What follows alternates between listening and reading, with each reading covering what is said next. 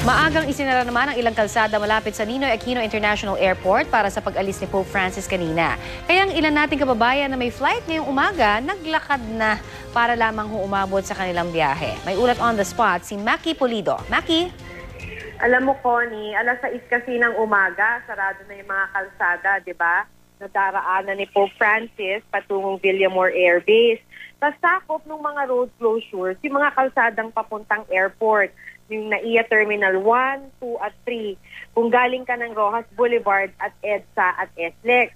Kaya kasing aga ng pagsara ng kalsada, yung paglakad ng mga pasahero ng mga eroplano, no, na bitbit yung kanila mga maleta. At least yung mga nakausap natin kanina sa may Andrews Avenue, pati na sa may Old Domestic, talagang pawis na naglalakad. Nagaling pa yung karamihan sa kanila mula sa tramo Pasay dahil sarado na nga yung Andrews, ano. Kaya ang lakad nila mula Andrews Avenue, Old Domestic hanggang NAIA Road para lang makarating sa airport. Kulang-kulang sa tansya lang mga 3 kilometers yung lakad na ito. Karamihan sa mga nakausap namin, Connie, international flights yung hinahabol pero wala namang mainit ang ulo kanina, Connie. Yun yung nakakatuwa rito. Sabi ng isa sa mga pasahero na naglalakad na nakausap, no, okay lang daw dahil parang kasama na rin siya sa nag-abang sa Santo Papa para sa send-off. Kahit nga mga foreigner, wala namang inangal, kinausap din natin yung ilan sa kanila, naiintindihan daw nila yung sitwasyon. Ito rin yung sentimento ng mga nakausap namin na iba yung relihiyon. Yung isang nakausap namin, isa ay Iglesia ni Cristo, sabi niya. Tapos yung isa naman ay isang Muslim na nakatira sa Malaysia.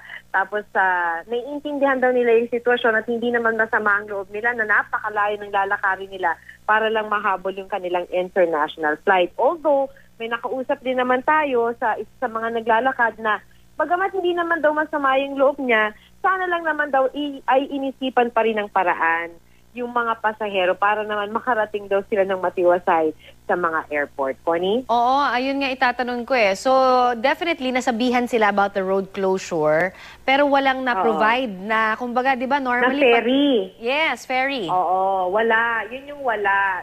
Wala ring abiso yung mga international airlines or the airlines dun sa mga kanilang mga pasahero. Although parang of course may assumption na dahil ilang linggo na rin naman na, di ba, na ibinabalita yung mga tungkol sa mga road closures, may assumption na alam mo na at this point ay sarado. Yun nga lang, wala talagang na-provide na mag-ferry. Oo, shuttle man lang. Ano, yung mga... Shuttle man lang. Oo. Mula halimbawa dun sa mga points na naabutan na ng pagsara ng kalsada para naman makarating yung mga pasahero hanggang sa mga terminal na paliparan na kailangan nilang puntahan. Pero Maki, wala naman tayong nakitang mga matatanda na nahirapan sa paglalakad kasi 3 kilometers din yan. Layo, no? Oo.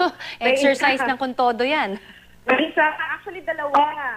Kaso isa lang yung nakausap ko, Connie, na talagang may edad na naglalakad mula tramo ng Pasay. Ang sabi lang sa akin, at yung isang nakausap ko ay Malaysian. Pero ang pagkakasabi niya sa akin, okay na din, exercise na rin lang. Total, ito naman si Santo Papa. Parang ganun yung pagkakasabi sa atin. Nung may edad na nakausap natin, talagang senior citizen na. Ayun, at least all went well. Sana nakaalis na ng matiwasay. Alright, maraming salamat, Maki Pulido, sa iyong update na yan.